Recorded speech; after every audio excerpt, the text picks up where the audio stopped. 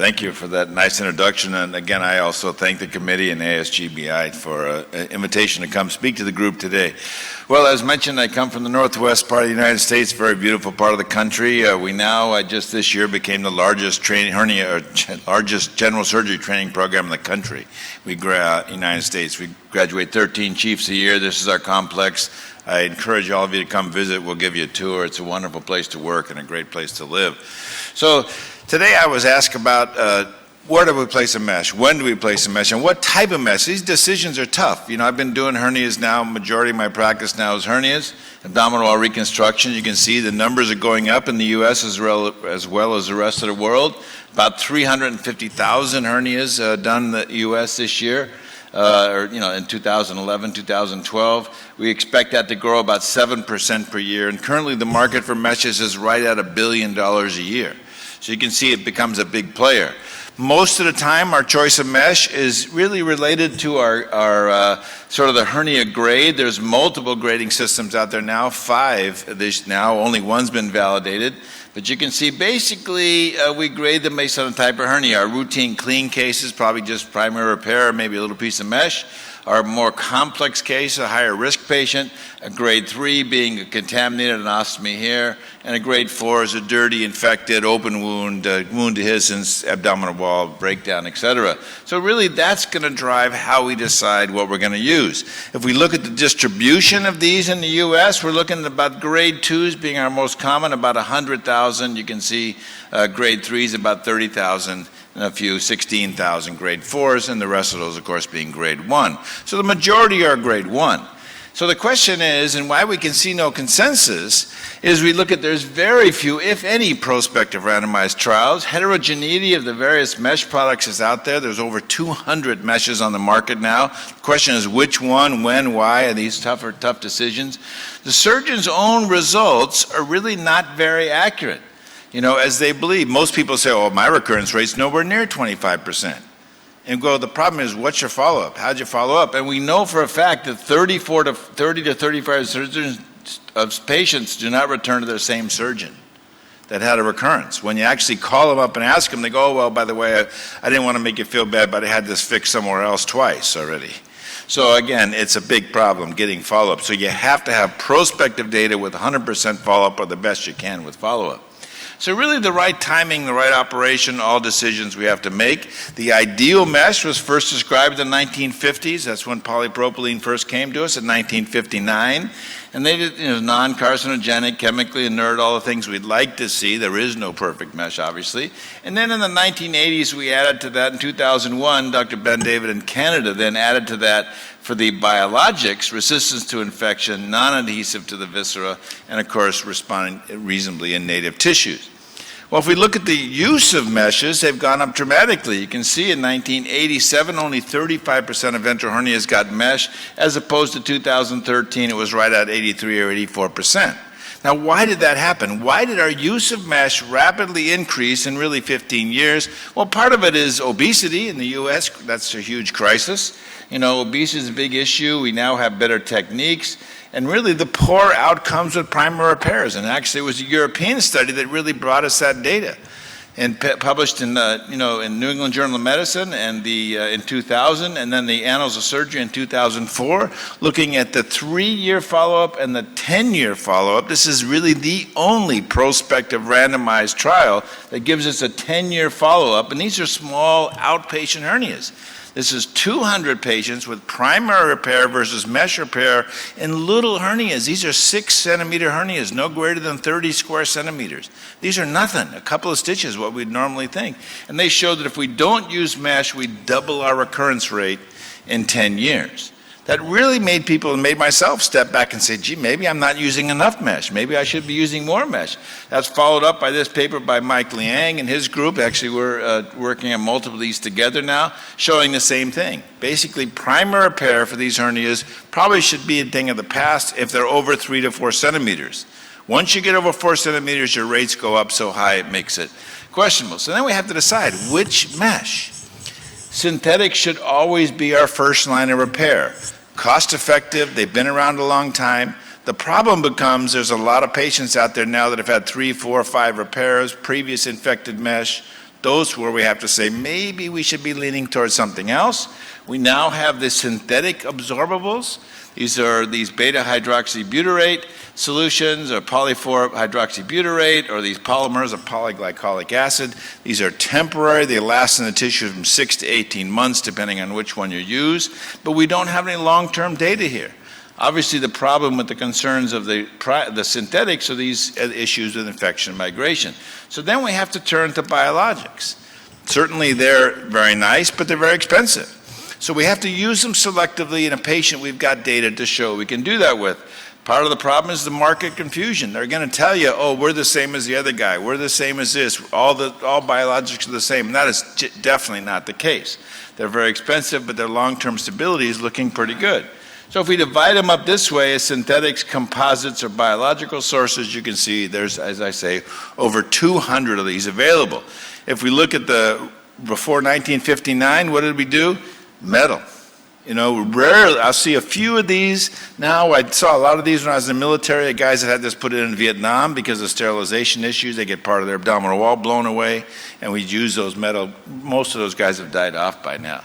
So the polypropylene meshes, as you can see, we started with a relatively lightweight in the 50s, then we went to the advertisement to show the bigger, the better, the stronger, the more mesh, so we went to weights of 250 to 300 grams per meter squared, the exact opposite of what we've gone back to now. Now we're in the mid-rate range and a very porous is what we're liking to use based on infection.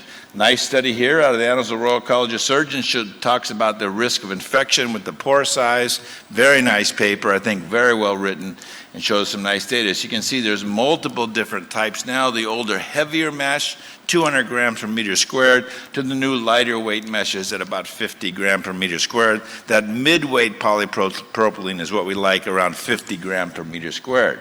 The problem is the infection, the erosion in the bowel, the exposure if the skin breaks down over it. All these problems we have to ask. So can we sterilize these synthetic meshes? The answer is probably not. We can decrease the rate of infection slightly or decrease the rate of explantation required in the polypropylene. The polyester, the woven polyester, multifilament, and the PTFE, if they get infected, eventually they're coming out. It may not be in your practice, maybe down the road somewhere else, but somebody's going to take those out eventually. You can give them a couple of runs, antibiotics like always happens, and then somebody's going to pull it out. The polypropylenes now, the lighter weight polypropylenes, you may be able to get granulation over if you're careful and with the prudent cleaning and wound care, et cetera. But I think about 10 to 60% ability to say, can we change these? But most of the PTFE is going to come out. There's pretty good data now saying which ones are good. As you can see, this is 2010, Annals of Surgery. The newer monofilament polypropylenes, after 7 days, this is implanted with MRSA with the bioluminescence gene. You can see almost clears with adequate antibiotics. You can see none of these others, PTFE, polyester, time mesh, the old heavy polypropylene, doesn't even get close to clearing, multiple active bacteria going on. So I think that kind of tells us where we are.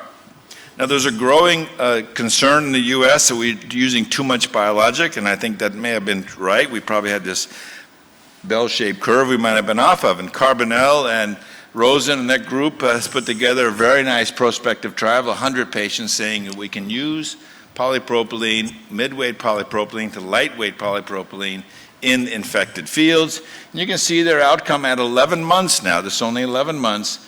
Surgical site occurrence is pretty high. You can see surgical site infection reasonable, considering this. Mesh explantation at 11 months is 4, so it's greater than 4%. Intercutaneous fistula 1, recurrence at 11 months 7. We know that's almost double now. They followed us at 2 years. Those numbers are almost double or triple. So we can see we have a little bit more trouble than we thought early on as the time goes on. We were asked to write a review article for this in the Journal of the American College of Surgeons. You can see we have to look at that study with a little bit of a jaundiced eye because we see that's not really prospective. This is a level 4 trial. There's no control group. And really we don't know much. The only 100% follow-up was 30 days. The rest of it's phone follow-up, and we don't really know. A lot of those patients were lost to follow-up. There was really we don't really know, but talking to them, I know both of them very well. If you talk to them, actually we see the follow-up was not as good as we'd hoped because it was phone follow-up. There's really no mail follow-up. Only 67% of the hernias are noted on CT scan. So again, it wasn't follow-up by CT scan, it's only by patient report. So then what do we know when we're deciding for which synthetic to use? Should we look at the synthetic various, pressure sensitivity, the textile analysis, immunohistochemistry? You could pick any one of these and say, this is how we're going to analyze our synthetic. Again, none of these are perfect. To do all of them, it's very tough. But if we look at the data when we use these in contaminated field, this is a very nice retrospective review of a prospective database, 33,000 patients with mesh placed. This is the NESQIP, National Quality Insurance Program, done in the U.S. Very nice group, surgical quality improvement program. You can see what happens here. If we look at length of hospital stay for level of contamination, 2 days for a clean case, 7 days for clean contaminated, and 15 days for contaminated defects. So again, we've got to be a little careful with our use in these patients with high contamination. We also know there's a 10-fold increase in bowel injury and GI injury if we ever have to go back on these patients. So I think that's another consideration. So that leads us to sort of the bottom line here is the heavier weight meshes only should be used in today's world for unusual situations. The ultra lightweights are reporting fractures, so anything less than 35 gram per meter squared, which we swung too far on the lightweights, should probably not be used. We're seeing multiple fracture issues, complaints. Intra-abdominal placement is variable success. The problem is if we coat the synthetic mesh to put in the belly, we see increased risk of infection because the coating increases our risk of infection. So, PTFE is very high risk of infection when placed in the belly. Certainly you can't put that in a contaminated case. And the polyester meshes have limited data with or without coating. The non-adhesive coating we use increases our risk. Most data would support mid-weight polypropylenes if we're going to use them in the retrorectus position, as Ali mentioned to us earlier, in that post-rectus inlay. When appropriate patient selections, I still think our synthetics, polypropylene, should be our first line, but when we can't use them, then we have to go to the biologics, although we can't forget the new absorbables coming. As you can see, this is the strength over time of the new absorbables. These synthetics are gone between 6 months and 18 months, and we can show some data. We don't know where they are yet. We're in the middle of a couple of big trials. We're in a couple of big national trials to see where these fall in place. So if we look then at the biologics, where do we go with these? Well, certainly most people would agree that a contaminated or clean contaminated or expected need for return to the operating room. Young women that have C-sections are going to need another C-section. You certainly don't want to put a biologic or a synthetic in their belly wall. And certainly people with inflammatory bowel disease early in their career of their disease or their journey of their disease are going to need multiple repairs. Consider strongly a biologic. Now, some would agree that dirty cases, well, we'd say, well, gee, that's a natural for a biologic, but in fact, we're now showing that eventually they may get a biologic, but putting biologics in a heavily contaminated field, I think we're showing is fraught with recurrence issues and abdominal wall issues. So now most of us are staging those patients. So we'll do the primary repair, clean them up, use some sort of negative pressure wound device or just local wound care, and bring them back either 72 hours later or 6 months later, depending on what the abdominal wall situation. So we stage those dirty cases, don't put in our biologics on day one in a primary repair because of the contamination is too heavy.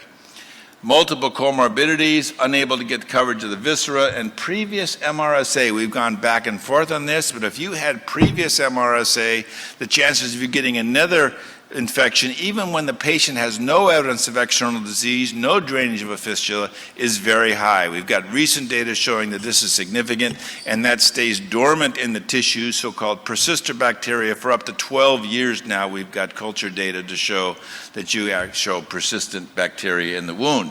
Lots of choices in this area, as you can see. Which animal model we want to get it from. We've gone away from the human dermal products because of elasticity.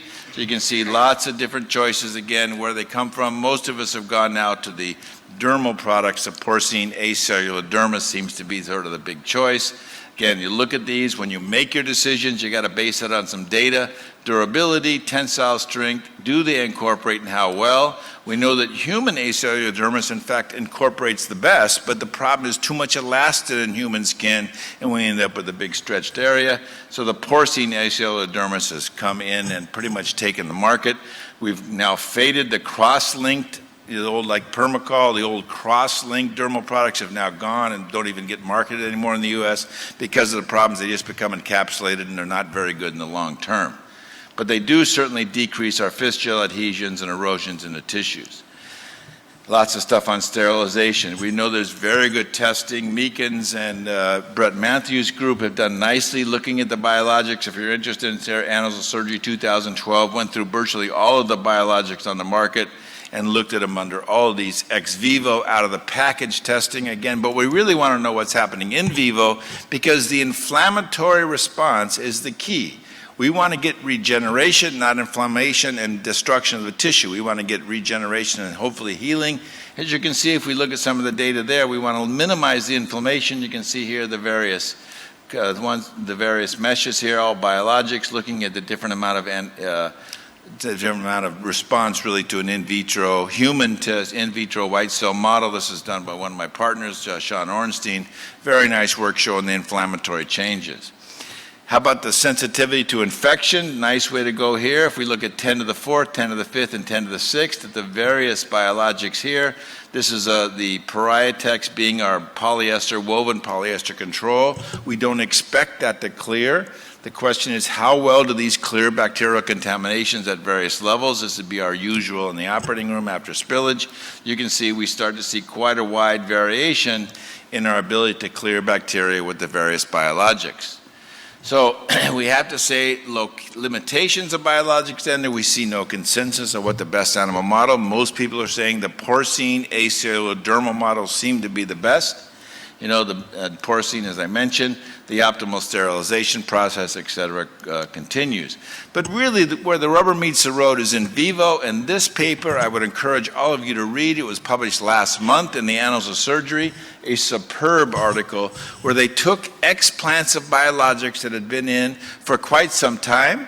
They've been in for an average of 40 months, and they took explants and looked at them for the host response as far as macrophage. They looked at the type of collagen, type 1 being the stronger collagen with better tensile strength versus type 3, and they looked at that ratio and collagen distribution, et cetera, and they showed very nicely that the humans seem to be the best in most cases, but porcine being the second best. The problem with the human, though, which we don't use anymore, but again, as I mentioned, the elasticity. A very good article, very nicely done. Last 2 or 3 comments here.